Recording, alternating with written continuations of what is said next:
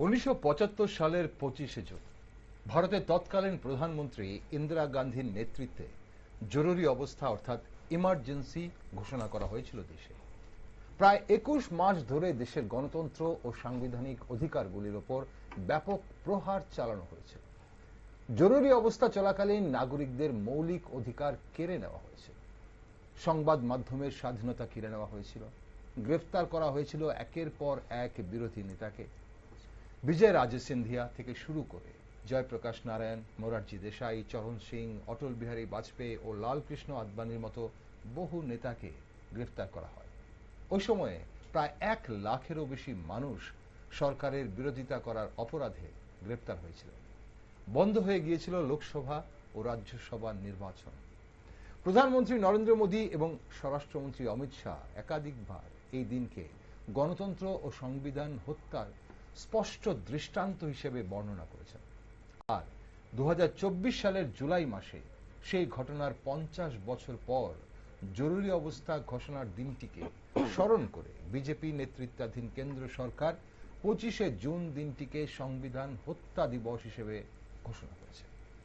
বেশ কয়েকটি রাজ্যে 25শে জুনকে স্মরণ করে জাতীয় ও রাজ্য পর্যায়ের নানান অনুষ্ঠানের আয়োজন করা হয়েছে এবছর। প্রদেশ যুব মোর্চার উদ্যোগে আগরতলা সুকান্ত একাডেমি অডিটোরিয়ামে একটি মক পার্লামেন্ট কার্যক্রম অনুষ্ঠিত হয় আজ। অন্যদিকে বিরোধীরা বলছে প্রতিদিন গণতন্ত্রের হত্যা করছে বিজেপি। পশ্চিমবঙ্গের মুখ্যমন্ত্রী মমতা বন্দ্যোপাধ্যায় এই পদক্ষেপে হিপোক্রেসি হিসেবে আখ্যায়িত করেছেন এবং বঙ্গে এই দিবস পালন না করার ঘোষণা দিয়েছেন। সংবিধান হত্যা দিবস পালন নিয়ে রাজনৈতিক বিতর্ক এখন তুঙ্গে। তাই আমাদের প্রশ্ন, সংবিধান হত্যা দিবস পালনের উদ্দেশ্য ও গুরুত্ব কি? এই দিবস পালনের মাধ্যমে দেশবাসীর কাছে কি বার্তা দিতে চাইছে বিজেপি সরকার? কি বলছে বিরোধীরা? কি প্রতিক্রিয়া শাসক দলের? চলুন আলোচনা করা যাক। নমস্কার, আমি দীপেন আর আপনারা দেখছেন নিউজ ভ্যানগার্ড। সংবিধান হত্যা দিবস পালনের প্রাসঙ্গিকতা নিয়ে একটি গুরুত্বপূর্ণ আলোচনায় আজ আমার সাথে স্টুডিওতে রয়েছেন প্রদেশ বিজেপির সহসভানেত্রী পাপিয়া দত্ত। স্বাগত দিদি অনুষ্ঠানে আপনাকে। ধন্যবাদ। প্রদেশ যুব মোর্চার উদ্যোগে আগরতলা সুকান্ত একাডেমিতে আজ একটি মক পার্লামেন্ট কার্যসূচি আয়োজন করা হয়েছিল। এছাড়া রাজ্যে সংবিধান হত্যা দিবস কিভাবে পালন করা হয়? দেখুন, 11ই জুলাই 2024 ভারতবর্ষের যশস্বী প্রধানমন্ত্রী নরেন্দ্র মোদীজি আজকের এই দিনটিকে সংবিধান হত্যা দিবস হিসেবে পালন করার সিদ্ধান্ত উনি নিয়েছিলেন এবং খুব প্রাসঙ্গিক। আজও 50 বছর হতে চলল, সমাপ্তই হতে চলল, বলবো যে আজ খুব প্রাসঙ্গিক। প্রশ্ন নিশ্চিতভাবে একটি আসে, প্রত্যেকের মনে আসা খুব স্বাভাবিক, যে 50 বছর আগে ঘটে যাওয়া একটি ঘটনাকে নিয়ে আজ এত কেন আলোচনা, এত কেন চর্চা? বিষয় খুব পরিষ্কার যে যে কোনো জাতীয় ঘটনার 50 বছর যখন হয়ে যায়, সেটা ভালো হোক বা খারাপ হোক, কিন্তু সেটা সামাজিক জীবনে সেটা একটা পর্দা পড়ে যায়, একটা মানে ঝাপসা হয়ে যায়। তখন সেটাকে মনে করা এত বেশি প্রয়োজন, কারণ যেভাবে কলঙ্কিত হয়েছিল আজকের এই দিনটি 1975 সালে, একটি কালো দিন হিসেবে ভারতীয় রাজনীতিতে এটা সবসময় এটা থাকবে। এবং আমার মনে হয় এটা যেন আমাদের হৃদয়ে যে ক্ষতটা, দেশের ভারতবাসীর হৃদয়ে যে ক্ষত সেটা তৈরি হয়েছিল, সেটাকে মনে রাখা প্রয়োজন। এই কারণে না হলে যে কোনো সময় যেন আর কোনো দিন যেন আমাদের এরকম জরুরি অবস্থার সম্মুখীন যেন আমাদের হতে না হয়, তার জন্য এটাকে মনে রাখতে হবে। এবং গণতন্ত্র রক্ষার যে মশাল, সেটা কিন্তু জনতাকেই নিতে হয় হাতে। গণতন্ত্র রক্ষার অতন্ত্র প্রহরীর নিয়ে যেভাবে আমাদের প্রধানমন্ত্রী কাজ করছেন, সেখানে আমাদেরকেও কিন্তু দায়িত্ব নিতে হবে এবং আমাদের বুঝতে হবে যে জনতাই শেষ কথা। এরকম তানাশাহী যে একনায়কতন্ত্র যেটা প্রতিষ্ঠিত হয়েছিল 1975 সালে, এরকম যদি আবারও কখনো দেশ রাজনীতিতে, রাষ্ট্রের সামনে যদি এসে পড়ে এ ধরনের চ্যালেঞ্জ, তাহলে সেই জায়গায় দাঁড়িয়ে জনতা যেন উদ্যোগ নিতে বা বিক্ষোভ প্রদর্শন করতে বা বিচার করতে জনতা যেন রাজনারায়ণ, জয়প্রকাশ রাজনারায়ণের মতো যেন পিছিয়ে না পড়ে। ওকে, আমরা আসবো আপনার কাছে অবশ্যই আরো একবার, আরো জানতে চাইবো যে এই উদ্দেশ্য এবং গুরুত্ব কিভাবে, আপনি কিছুটা ব্যাখ্যা করলেন, কিন্তু যেটা জানতে চাইছিলাম যে এই যে সংবিধান হত্যা দিবস কেন্দ্র সরকার ঘোষণা করেছে, এবং সরকারি অনুষ্ঠান হোক বেসরকারি অনুষ্ঠান হোক, দলের তরফ থেকে আজ আপনারা কি ধরনের কর্মসূচি পালন করলেন গোটা রাজ্যব্যাপী? আমরা যেটা বলছিলাম যে আগরতলা শহরের সুকান্ত একাডেমিতে আমরা দেখেছি একটি মক পার্লামেন্ট আয়োজন করা হয়, প্রদেশ যুব মোর্চার আয়োজন করেছে সেটি, সেখানে মুখ্যমন্ত্রী নিজে ছিলেন সেখানে সেই অনুষ্ঠানে। এছাড়া আর সারা রাজ্যব্যাপী কি ধরনের অনুষ্ঠান বা কর্মসূচি আপনারা গ্রহণ করেছেন, এবং মানুষের স্বতঃস্ফূর্ত সেখানে অংশগ্রহণ কতটা দেখলেন আপনারা? নিশ্চিত, দেখো আমাদের প্রধানমন্ত্রী সবসময় বলেন যে আমাদের যে দেশ, এই দেশের 60% প্রায় যারা যুব প্রতিনিধিত্ব করছেন, যুব সমাজ। এবং যেটা আমি প্রথম শুরু করলাম যে বিষয়টি দিয়ে, যে আমাদের প্রধানমন্ত্রী বলছেন যে আজকের দিনে দাঁড়িয়ে আমাদের বুঝতে হবে, জানতে হবে যে দেশের শাসক, দেশের সরকার যদি স্বৈরাচারী হয় তাহলে কতটা ভয়াবহ পরিণাম পরিণতি হতে পারে।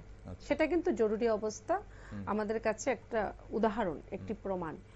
এবং ভারতবর্ষ বিশ্বের সবচেয়ে বড় গণতান্ত্রিক রাষ্ট্র, এটা আমরা প্রত্যেকেই জানি। এবং প্রথম পৃথিবীর প্রাচীন গণতন্ত্র যদি অস্তিত্বে আসে সেটা আমাদের হিন্দুস্তানে এসেছে, ভারতে এসেছে, সেটা দ্বারিকায় শ্রীকৃষ্ণ, ভগবান শ্রীকৃষ্ণ দ্বারা প্রতিষ্ঠিত গণতন্ত্র হোক বা বৈশাখীর গণতন্ত্র হোক। এবং ভারতবর্ষের সঙ্গে এরকম আরো অনেক দেশ কিন্তু স্বাধীন হয়েছিল, যারাও গণতন্ত্রকে কিন্তু অ্যাকসেপ্ট করেছিল আমাদের মতোই। কিন্তু ভারতবর্ষ এরকম একটি উদাহরণ, ভারতবর্ষের গণতন্ত্র শুধুমাত্র পৃথিবীর সর্ববৃহৎ লিখিত পরিবর্তনশীল গণতন্ত্র নয়, সবচেয়ে শক্তিশালী গণতন্ত্র, এটা বলতে আমাদের দ্বিধা নেই, সবচেয়ে শক্তিশালী গণতন্ত্র। এবং এই গণতন্ত্র দেখিয়ে দিয়েছে যে কিভাবে বিনা রক্তপাতে একটি বড় পরিবর্তনও আনা যায়। আমাদের ভারতবর্ষের সঙ্গে অনেক, আমি যেটা বললাম যে অনেক দেশে কিন্তু গণতন্ত্র তারা এসেছে, গণতন্ত্র তারা অ্যাকসেপ্ট করেছে, কিন্তু সেখানে আমরা দেখেছি সময় সময় গণতন্ত্রের ধারা সেই রাষ্ট্রগুলির উন্নয়নকে ব্যাহত করেছে, উন্নয়নের ধারাকে আটকে দিয়েছে। কিন্তু ভারতবর্ষ এরকম একটি একমাত্র দেশ যেখানে আমরা প্রতি 5 বছর অন্তর নির্বাচন দেখি, বিধানসভা নির্বাচন দেখি, লোকসভা নির্বাচন দেখি, পঞ্চায়েত নির্বাচন দেখি, আরবান পুলিশ নির্বাচন দেখি।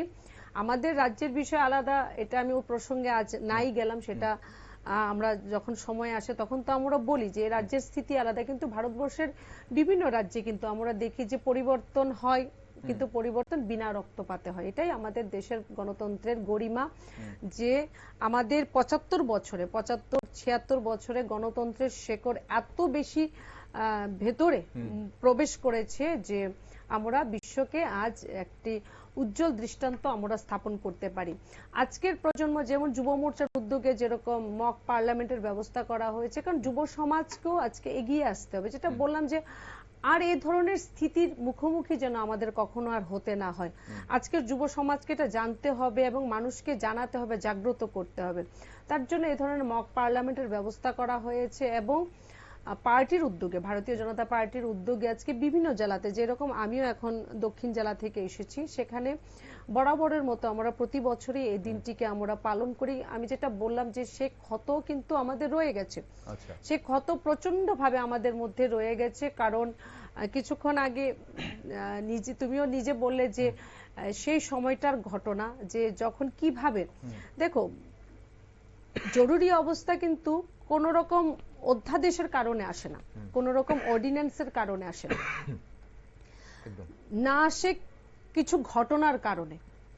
জরুরি অবস্থা, ইমার্জেন্সি কেন এসেছিল তখন, সেটা আমাদের বুঝতে হবে। তখন এসেছিল শাসকের একচেটিয়া ক্ষমতা দখল করার লালসার কারণে।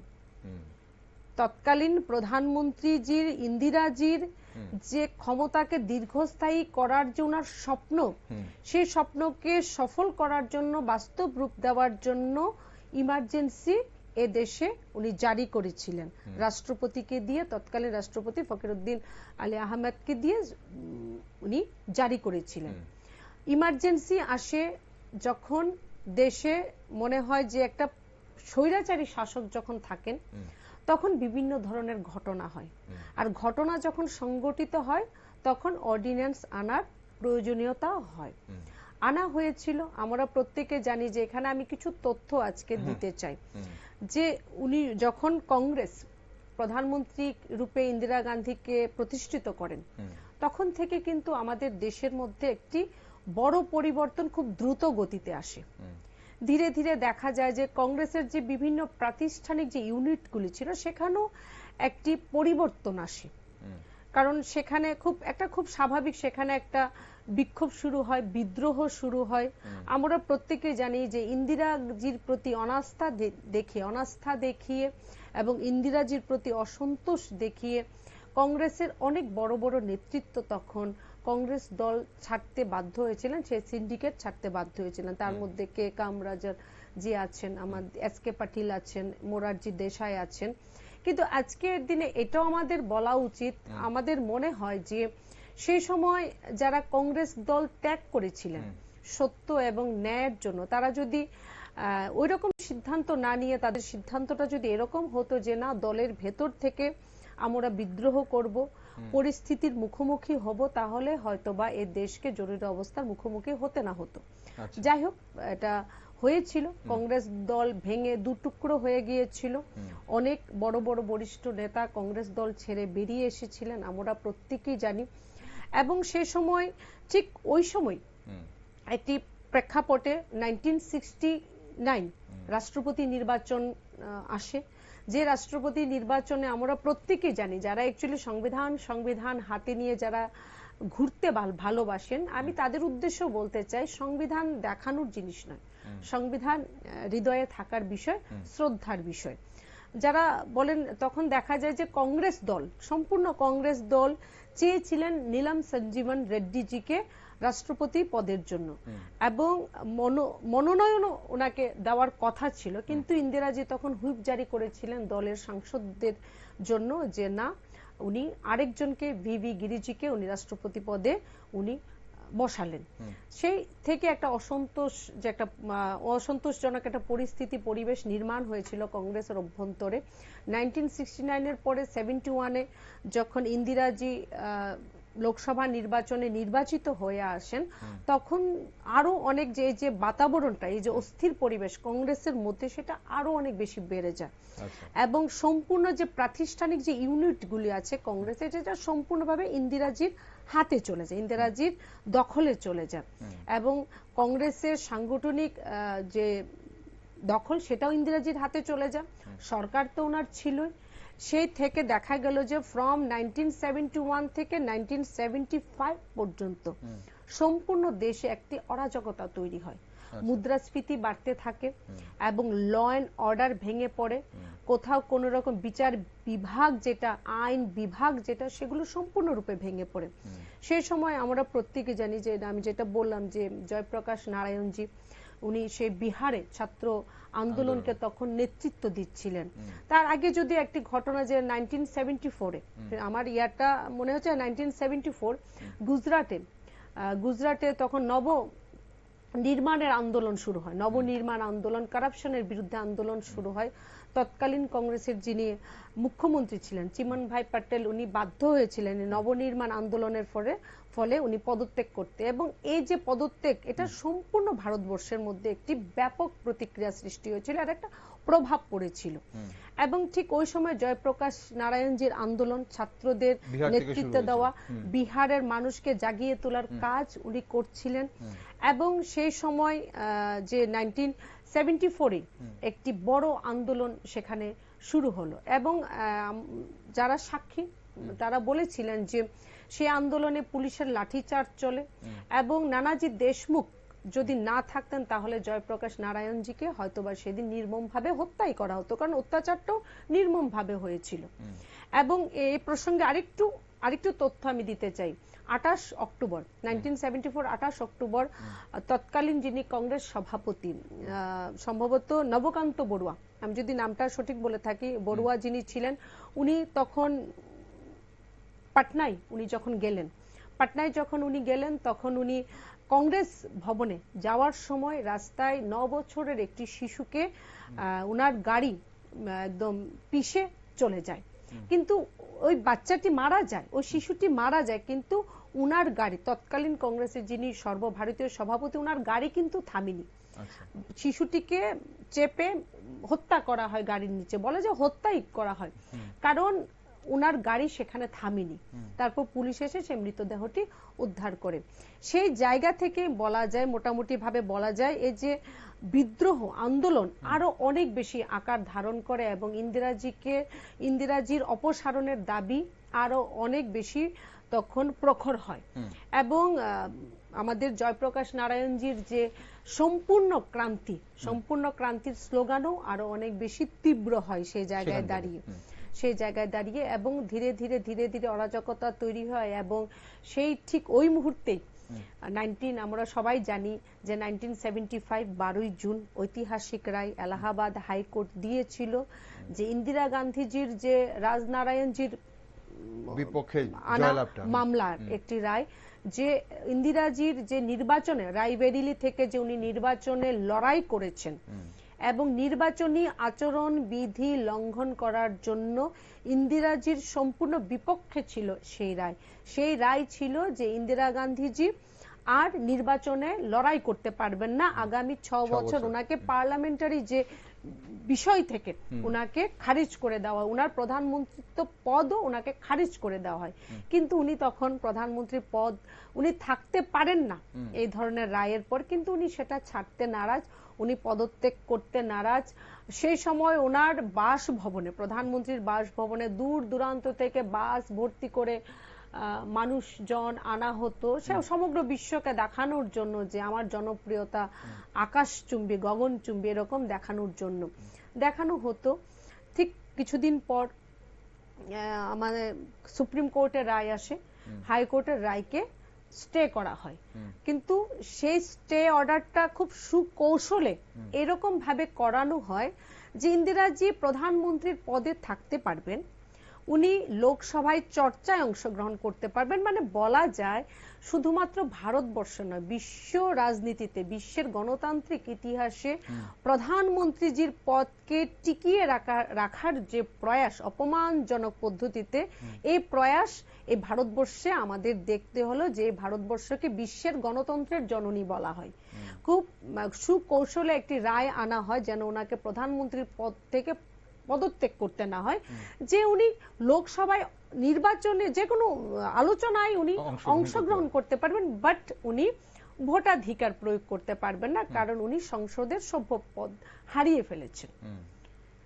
সেটা রায় দেওয়া হয়, কিন্তু এরকম ভাবে প্রচার করা হয়েছিল সেই বিষয়টিকে যেন এলাহাবাদ হাইকোর্টের রায় যেন খারিজ হয়ে গেছে বা উনাদের জয় হয়ে গেছে, এরকম ভাবে প্রচার করা হয়েছিল। তার পরবর্তী সময় খুব অন্যায়ভাবে, আমরা প্রত্যেকেই জানি, সেই সময় থেকে যখন এই ধরনের ঘটনা সারা ভারত জুড়ে যখন একটি বিদ্রোহ শুরু হয়েছিল, একটা গোটা ভারত একটি অসন্তোষের যেন একটি আগ্নেয়গিরিতে পরিণত হয়েছিল, গোটা ভারত, সমগ্র ভারত একটা ভয় ভীতির সঞ্চার তৈরি হয়েছিল। সেই সময় ঠিক ললিত নারায়ণ মিশ্রাজিকে, ইউনিয়ন মিনিস্টার সম্ভবত উনাকে হত্যা করা হয়েছিল 3 জানুয়ারি, এবং 8 জানুয়ারি কিন্তু এটা ইমপ্লিমেন্ট হয়েছিল জুন মাসে, বাট 8 জানুয়ারি তৎকালীন মুখ্যমন্ত্রী ওয়েস্ট বেঙ্গল যিনি সিদ্ধার্থ শঙ্কর রায় ইন্দিরাজিকে এই সকল জিনিস থেকে বেরিয়ে আসার জন্য একটা ওনাকে রায় দিলেন, ঐতিহাসিক একটি পত্র দিলেন যে সারা দেশে জরুরি অবস্থা জারি করার জন্য। আজকে যারা বলেন যে সংবিধান সংবিধান সংবিধান, আমি আবারও একটু রিপিট করতে চাই, তাদেরকে প্রশ্ন করতে চাই, দেখুন কিছুদিন হলো আমরা অপারেশন সিন্দুর দেখলাম, আমরা দেখেছি যে অপারেশন সিন্দুর, বিফোর অপারেশন সিন্দুর ক্যাবিনেট বৈঠক হয়েছে, সর্বদলীয় বৈঠক হয়েছে, তাহলে এই যে এত বড় একটি অর্ডিন্যান্স আনা হলো, তার জন্য কি দেশের মানুষের বিশ্বাস, সাংসদদের বিশ্বাস, বিরোধীদের বিশ্বাস কি তাদের আস্থায় নেওয়া হয়েছিল? ইমার্জেন্সি ইমপ্লিমেন্ট করার আগে সংসদ কি বসেছিল? সাংসদদের রায় কি নেওয়া হয়েছিল? সেই প্রশ্নটা নিশ্চিতভাবে আজকের আমার এই টকশোতে রইল বিরোধীদের জন্য। তো তখন 24শে জানুয়ারি সে ঘোষণা করা হলো। কারণ যখন ইন্দিরাজি বিরুদ্ধে যখন এলাহাবাদ হাইকোর্টের রায় এসেছিল, ঠিক তার 13 দিনের মাথায় যারা বিরোধী দল ছিল ভারতবর্ষের, জয়প্রকাশ নারায়ণজি থেকে প্রত্যেকে তারা সিদ্ধান্ত নিয়েছিলেন যে সারা ভারতব্যাপী একটি শান্তিপূর্ণ বিক্ষোভ তারা শুরু করবেন এবং প্রয়োজনে প্রধানমন্ত্রীর বাসভবন পর্যন্ত তারা দাবি করবেন। কিন্তু সেই সময়টুকু ওনারা পাননি, কারণ রাতারাতি ইমার্জেন্সি জারি করা হলো, সমস্ত কিছু গণতন্ত্রের টুটি চিপে ধরা হলো এবং 25শে জুন যে 24শে জুন আমি বলবো যে রাত ছিল, সে রাত ভারতীয় গণতন্ত্রের ইতিহাসের সবচেয়ে লম্বা রাত ছিল, যার সকাল 21 মাস পর 21শে মার্চ 1977 হয়েছিল। একটা লম্বা রাত ছিল। আবার অন্যদিকে দেখতে গেলে সেটা ছোট রাতও ছিল। কিরকম? কারণ আমাদের যে সংবিধান সেটা রচনা করতে সময় লেগেছিল প্রায় 2 বছর 11 মাস 18 দিন, 11,000 ঘন্টা 32 মিনিট এবং 13টি কমিটি হয়েছিল। আমরা প্রত্যেকে জানি 165 দিনে 11টি অধিবেশন হয়েছিল। কিন্তু খুব অল্প সময়ের মধ্যে এই যে অনেক ত্যাগ তপস্যা দিয়ে আমাদের সংবিধান প্রণেতারা ডক্টর বি.আর. আম্বেদকরজি যে সংবিধান আমাদের দিয়েছেন, অনেক ত্যাগ তপস্যার ফলে খুব অল্প সময়ের মধ্যে 2 বছর 11 মাস 18 দিনের সে অনুশীলনকে রাতারাতি খুব অল্প সময়ের মধ্যে রান্নাঘরের ক্যাবিনেটে আদেশ দিয়ে সেকেন্ডে সেটাকে বাতিল করা হলো। সেটা আমাদের জন্য দুর্ভাগ্যের বিষয়। এবং 22 জুন 1975 22 জুন সকালে যখন ক্যাবিনেট বসলো, অলরেডি তখন কারাগারে বন্দির সংখ্যা 9,800 ছাড়িয়ে গিয়েছিল। যেখানে যারা ছিলেন, যে নেতৃত্ব বিরোধী দলের যেখানে যারা ছিলেন, আমাদের অটলজি আদবানিজি ব্যাঙ্গালোরে ছিলেন, তাদেরকে গৃহবন্দী করা হয়, কারাগারে বন্দী করা হয়।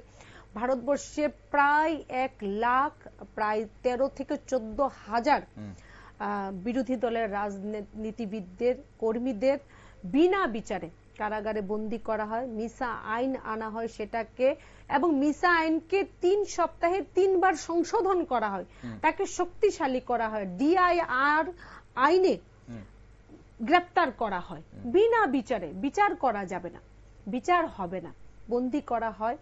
এবং শুধুমাত্র আমি একটু তথ্য, হয়তো একটু সময় লাগবে কারণ এগুলো আমাকে পড়ে দিতে হবে, বিষয় কিসে ছিল, শুধুমাত্র রাজনীতিবিদ নয়, নাট্যকার যারা আমাদের দেশের শিল্প সংস্কৃতির উপর যে নিষেধাজ্ঞা এবং অত্যাচার হয়েছিল, আমি কিছু ছোট কয়েকটি বলছি, বেশি হয়ে গেলে আমাকে একটু আটকালেও হবে। 1975 সালে বহু নাট্যকর্মীর উপর নৃশংস অত্যাচার নেমেছিল। 1975 সালের ডিসেম্বরে নাট্যকার অমল রায়ের উপর একদল সশস্ত্র গুন্ডা আক্রমণ করেছিল। 1976 সালের মার্চ মাসে শ্রী সত্যজিৎ রায়, আমি আবার রিপিট করছি, শ্রী সত্যজিৎ রায়ের বাড়িতে পুলিশ তল্লাশি চালিয়েছিলেন। 1976 সালে ব্যারাকপুরে নটতীর্থ নিজ বাসভূমে নাটকটি মঞ্চস্থ করার সঙ্গে সঙ্গে পুলিশ এসে হাজির হয়েছিল। 1976 সালে নৈহাটিতে মুকুন্দ দাস যাত্রা সমাজ শরৎচন্দ্রের অভাগী স্বর্গের গল্পের যিনি পালারূপ অভিনয় করতে গেলে তাদের উপর আক্রমণ চালানো হয়েছিল। তারকেশ্বরে হে রাজ বিদ্রোহী, হাওড়ার শিবপুরে দিন আসবেই, বসিরহাটে লাশ বিপণী, শ্রীরামপুরে রক্তের জোয়ারে গুলি প্রভৃতি নাটকগুলি মঞ্চস্থ হলে এগুলির ওপরও আক্রমণ চালানো হয়েছিল। আমি আরেকটু বলছি। ওম প্রকাশের আন্ধি, চেতন আনন্দের অফিসার ও সাহেব বাহাদুর, বিএস নাগির গোল্ড মেডেল রাজনৈতিক চক্রান্তের বলি হয়েছিলেন। এরকম আরো অনেক নাট্যকার যার উপন্যাস, শুধুমাত্র কি ইমার্জেন্সি এরকম ছিল যে ইমার্জেন্সিতে এগুলি বললে সত্যি আমার 1 ঘন্টা কখন ক্রস হয়ে যাবে।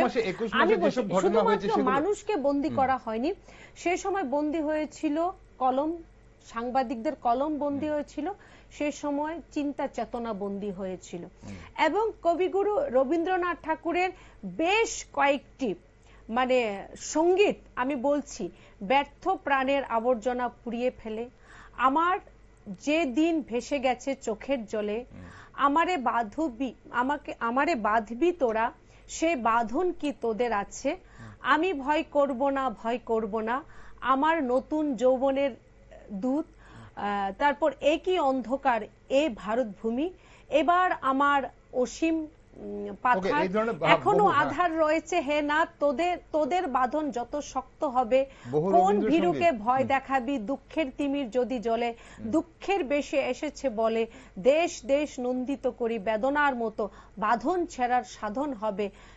এগুলো সব সেন্সরশিপ লাগানো হয়েছিল। মানে আমি বলছি আমি মানে 1 ঘন্টা সময় আমার প্রয়োজন না। অবশ্যই 21 মাসের ঘটনা এভাবে আমরা এই কিছুক্ষণের টক শোতে সম্পূর্ণ তুলে ধরতে পারবো না। কি হয়েছিল ইন জেনারেল হয়তো দেশবাসী বা সচেতন মহল অবশ্যই জানে ইমার্জেন্সির সময় কি হয়েছিল, তাও আপনার কথাই আমরা শুনলাম। কিন্তু এবার আমাদের প্রশ্ন হচ্ছে যে কেন্দ্রে বিজেপি মূলত ক্ষমতায় এসেছিল 1996 সালে, সেবার বেশি দিন সরকার টেকেনি অটল বিহারী বাজপেয়ীর সরকার। কিন্তু তারপর 1998 সাল থেকে 2004 সাল অটল বিহারী বাজপেয়ীর নেতৃত্বাধীন বিজেপি সরকার ছিল। মাঝে 10 বছর বাদ দিয়ে 2014 সালে আবার প্রধানমন্ত্রী নরেন্দ্র মোদীর নেতৃত্বাধীন সরকার চলছে। এখন প্রশ্ন হচ্ছে যে এই নিয়ে এই 10 বছরে, বিগত 10 বছরে নরেন্দ্র মোদী সরকারের প্রথম 2 বছর এবং অটল বিহারী বাজপেয়ীর আমলে কোনো আলোচনা হয়নি।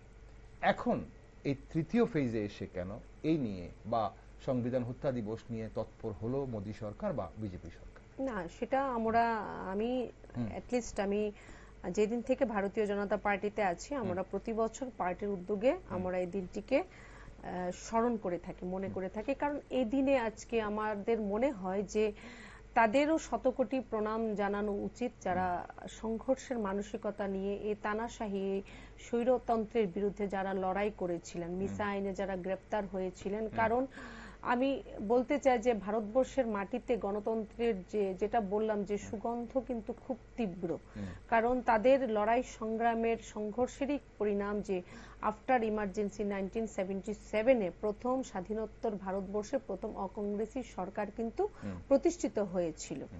আজকে সেটাকে মনে করা প্রয়োজন। এখন আরো বেশি এই কারণে মনে করতে হবে, যেটা আমি বললাম যে সংবিধান নিয়ে যারা কথা বলতে চায়, দেখো যে সংবিধান আমরা প্রত্যেকে জানি, আমাদের ভারতবর্ষের সংবিধান কিন্তু পরিবর্তনশীল সংবিধান, যে সময়ের সঙ্গে একে পরিবর্তনের যে নির্দেশ বলি বা আদেশ বলি সেটা সংবিধানের ধারাতেই আছে।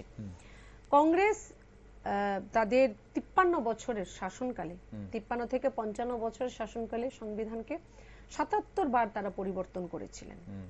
এবং ভারতীয় জনতা পার্টি অটলজি থেকে শুরু করে আমাদের ভারতবর্ষের বর্তমান প্রধানমন্ত্রী মাননীয় যশস্বী প্রধানমন্ত্রী নরেন্দ্র মোদীজির নেতৃত্বে যে সরকার চলছে, সেটা টোটাল যদি আমরা ধরি সেখানে গিয়ে 22 বার পরিবর্তন সংবিধানে এসেছে।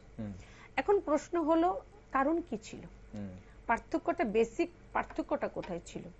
এই যে সংবিধান পরিবর্তনের পেছনে আমাদের গণতান্ত্রিক কি লাভালাভ ছিল, গণতান্ত্রিক কি লাভালাভ ছিল, এবং সেটা কি গণতন্ত্রকে শক্তিশালী করার জন্য ছিল, সেটা কি দেশের প্রত্যেক নাগরিকদের সমান অধিকার দেওয়ার জন্য ছিল, নাকি নিজেদের রাজনৈতিক সুরক্ষার জন্য সে পরিবর্তন ছিল? সেখানে আমাদের ভাবতে হবে।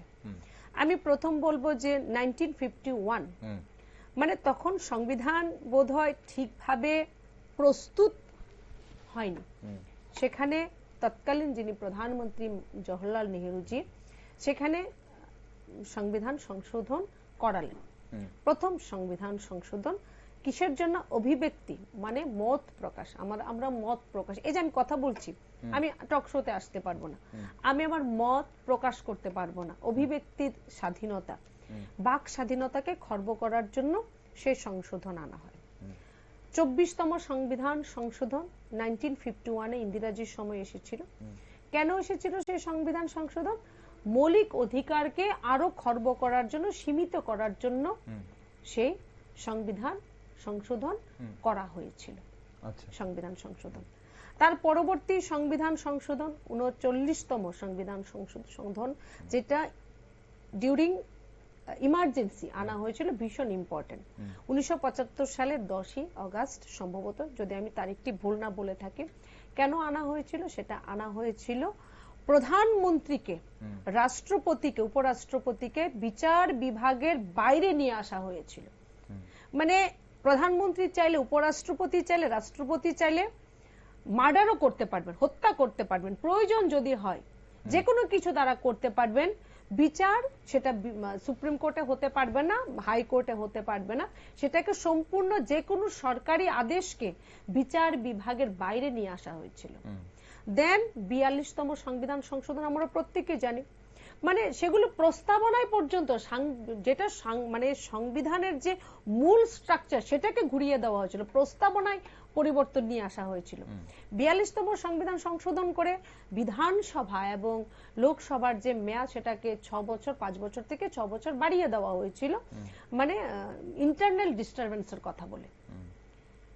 আজকে ভারতীয় জনতা পার্টি, তার মধ্যে 35A 370 তো ছিল, কাশ্মীরকে আলাদা স্থান দেওয়া, কাশ্মীরের নাগরিক ভারতবর্ষের নাগরিক হবেন, ভারতবর্ষের নাগরিক কাশ্মীরের নাগরিক হবেন না, কাশ্মীরের মেয়ে যদি বাইরের কোন রাজ্যের ছেলেকে বিবাহ বন্ধনে আবদ্ধ হয় তাহলে সেখানকার সম্পত্তি থেকে তাকে বিতাড়িত করা হবে, এই ধরনের তো ছিল, অদ্ভুত ধারা তো ছিল।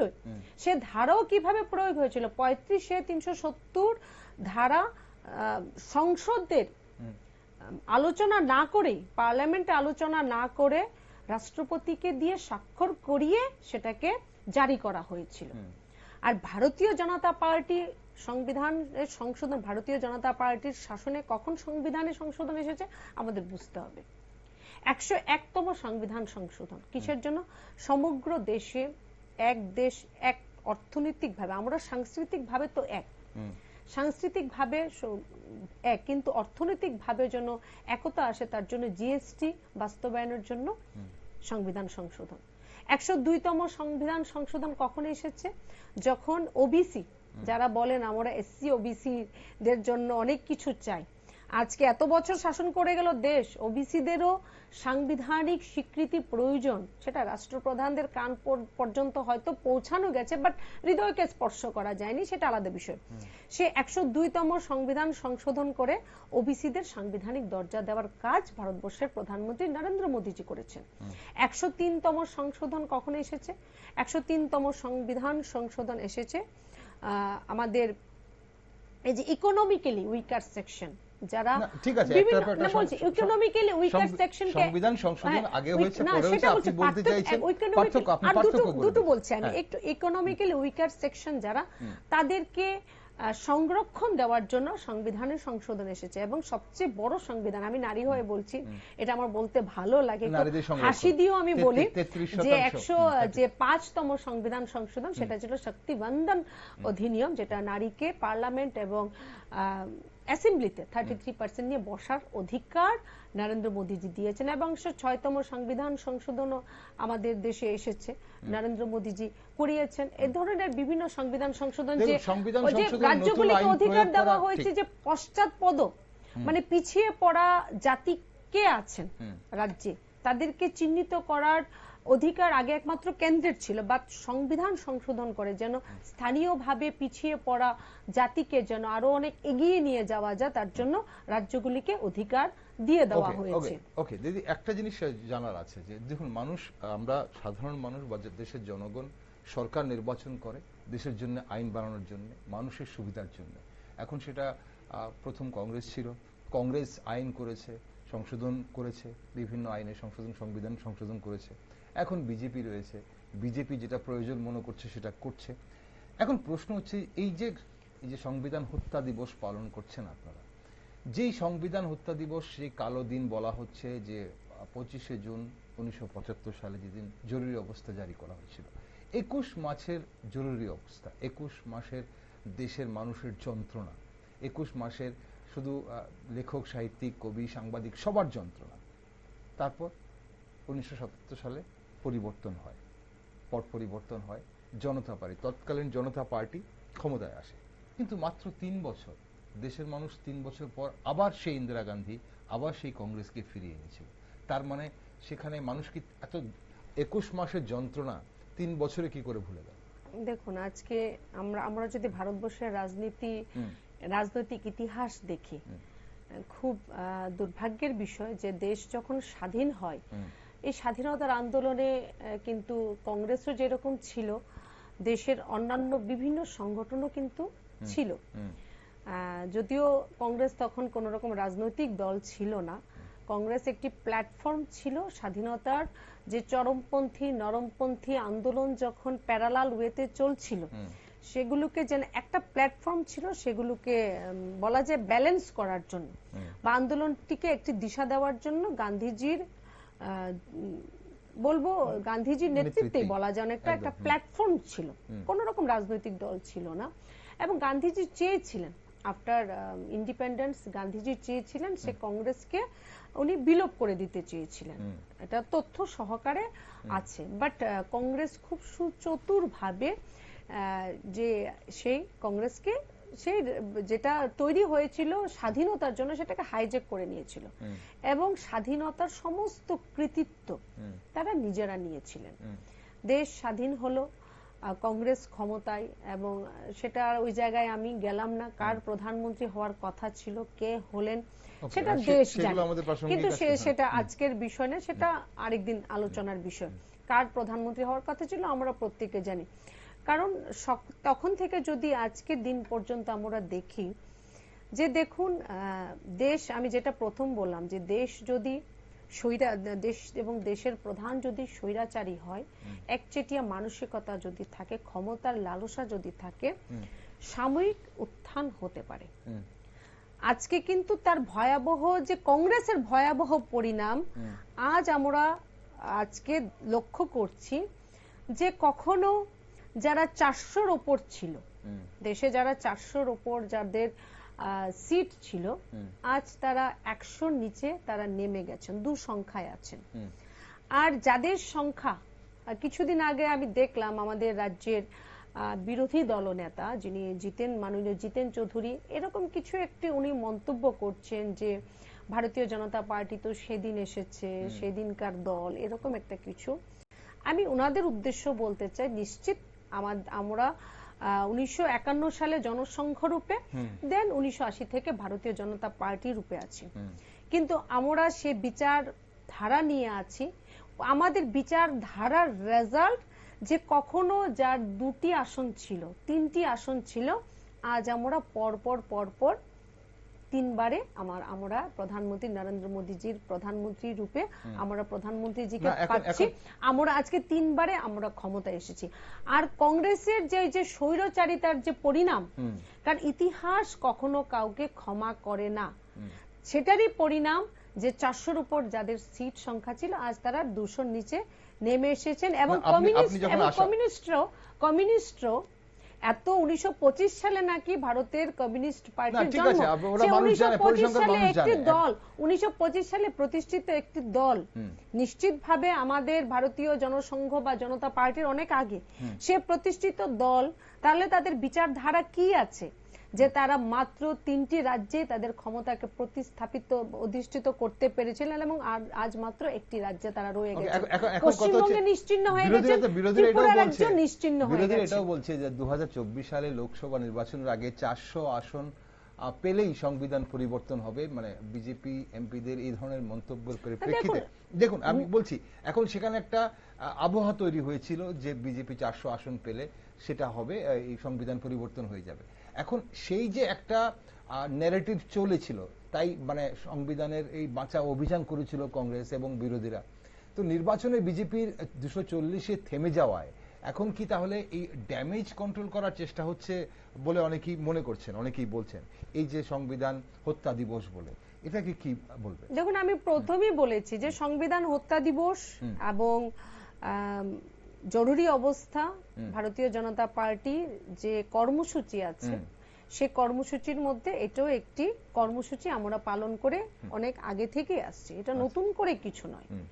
দ্বিতীয় কথা হলো সংবিধান সংশোধন, আমি প্রথমও বলেছি যে সংবিধান সংশোধন, আমাদের ভারতবর্ষের সংবিধান পরিবর্তনশীল সংবিধান, এটা সংবিধানই লেখা আছে এবং সে অনুযায়ী হচ্ছে। এবং আমি আরেকবারও রিপিট করছি যে সংবিধান নিশ্চিতভাবে যদি মনে হয় নাগরিকদের, দেশের নাগরিকদের কিছু ক্ষমতা দিতে হবে, গণতন্ত্রকে শক্তিশালী করতে হবে, কোথাও গিয়ে সেখানে পরিবর্তন সাধন করতে হলে সে সাধিত হবে। এবং কংগ্রেস কি কখন কখন সংবিধানকে পরিবর্তন করেছিল সেটাও কিন্তু আজকে আমরা আঙ্গুল দিয়ে তাদেরকে দেখিয়ে দিচ্ছি। তারাও দেখিয়ে দিক যে আমরা কোথায় কোথায় সংবিধানকে পরিবর্তন করেছি। আজকে ভারতীয় জনতা পার্টির সরকার তৃতীয়বারে ক্ষমতায় আসার পর বিভিন্ন যে আমাদের যেটা ভিশন ডকুমেন্ট ছিল বিফোর লোকসভা ইলেকশন, সেই প্রত্যেক ভিশন ডকুমেন্ট যে প্রতিশ্রুতি দেশের বাসীর প্রতি ছিল, জাতির প্রতি ছিল, সে প্রত্যেক প্রতিশ্রুতি পূরণে কিন্তু আমাদের সরকার, প্রধানমন্ত্রী নরেন্দ্র মোদীজি বদ্ধ পরিপক, প্রতিজ্ঞাবদ্ধ এবং এক একটি প্রতিশ্রুতি কিন্তু পালন হচ্ছে। আজকে অ্যালায়েন্স অনেক কিছু ভেবেছিলেন যারা যারা 2024-এ যখন আমাদের সরকার আসলো, যখন আমরা সে ম্যান্ডেট ঠিক আছে আশানুরূপ হয়তো হয়নি, আশানুরূপ হয়নি, আসলে তাদের কাছে তাদের গণিত অনেক বেশি ভালো আরো শিখতে হবে। সংখ্যা তত্ত্ব যেটা আছে সেটা কংগ্রেসকে আরো শিখতে হবে। এটা হাসির বিষয় নাকি আমি জানি না যে যারা দুঃসংখ্যায়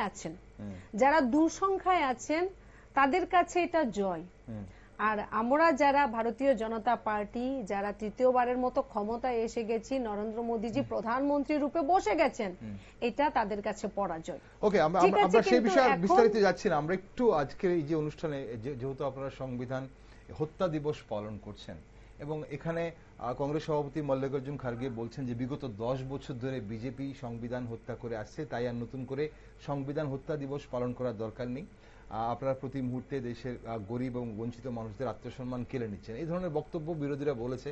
মমতা ব্যানার্জি হিপোক্রেসি বলেছে, আমি শুরুতেই বলেছিলাম।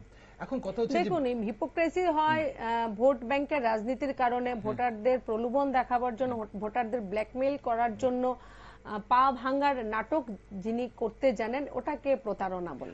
আমি রাজ্যের একটু এই মুহূর্তে বর্তমান পরিস্থিতি আসি। বিরোধীরা বলছে যে রাজ্যে আইন শৃঙ্খলার পরিবেশ নেই, এটা বারবার ওরা দাবি করছে। এটা ভারত যদি ত্রিপুরা রাজ্যে সিপিএম এটা আরো বলবেন, তারা আগামী 100 বছর বলবেন, 1000 বছর ভারতীয় জনতা পার্টি থাকবে, তাদের কাছে আর ইস্যু থাকবে না, আইন শৃঙ্খলা নেই, তারা এটা বলে যাবে। এটাকে এখন আর আমরা ধরছি না।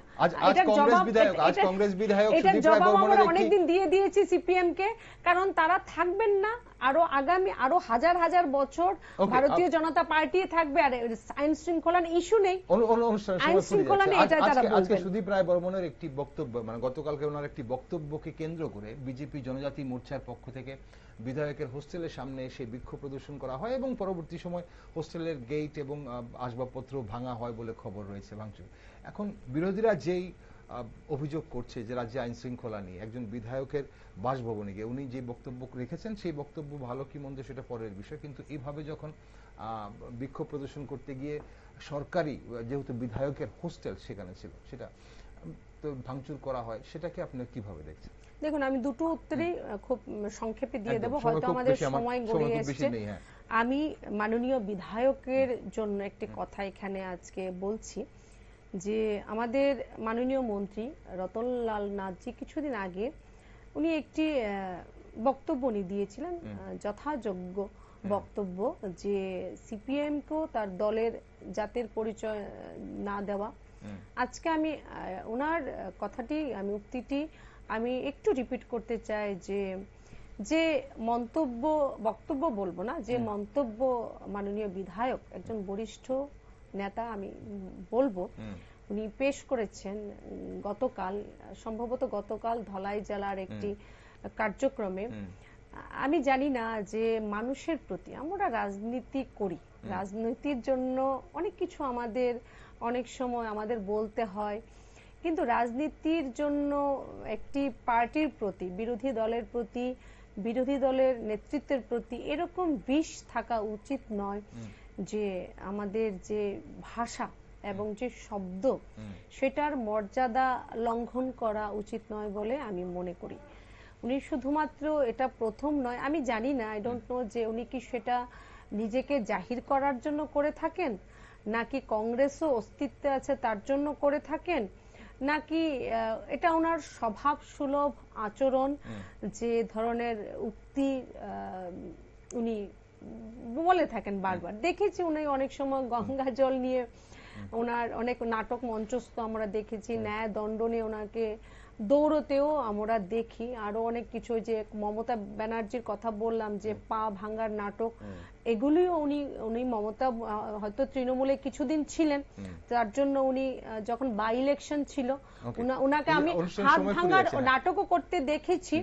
আমি একটি অনুরোধ করব যে বলার জন্য, উনি বলেছেন ঠিক আছে ভারতীয় জনতা পার্টির উদ্দেশ্যে বিরোধিতা করুক, অসুবিধা নেই, এটা গণতান্ত্রিক রাষ্ট্র, স্বাধীন আমাদের বক্তব্য মত প্রকাশ করার অধিকার আছে, বাট ওটার মধ্যে একটু শালীনতা রাখা, মর্যাদাকে লঙ্ঘন না করা, এবং সেটাকেও সুন্দরভাবে যেন উনি ভাষাটা প্রয়োগ করেন, সেটা রাজনীতির জন্য, ত্রিপুরার যে রাজনীতির জন্য এটা ভালো হবে বলে মনে করি। আর আজকের যে ঘটনা, আর আজকের যে দিনের যে ঘটনাটা আমি অনেক পরে জেনেছি যে এরকম একটা হয়েছে। দেখুন, এই আক্রমণ কিনা আমি জানি না, সেটা প্রমাণ তো আমি এখনো পাইনি, কিন্তু আমি বলবো যে আন্দোলনটা আমি দেখলাম, সেখানে দেখলাম যে আমাদের সম্পূর্ণ যারা জনজাতি ভাই বোন রাজ্যের বিভিন্ন প্রান্ত থেকে এসেছে, সেখানে ভারতীয় জনতা পার্টির ছিলেন, আমার মনে হয় যারা রাজনীতি করেন না এরকম জনজাতি ভাই বোনেরও এসেছেন।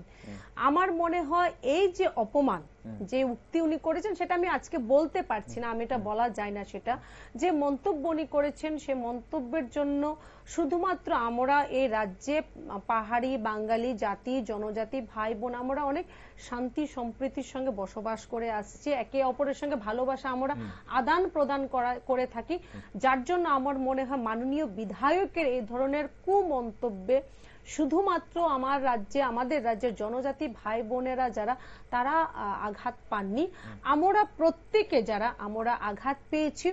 এই ধরনের ওয়ার্ডস, এই ধরনের সেন্টেন্স আমরা ভারতীয় জনতা পার্টি, শুধুমাত্র উনি না, কোন রাজনীতিবিদ থেকে আমরা আশা প্রকাশ করি না।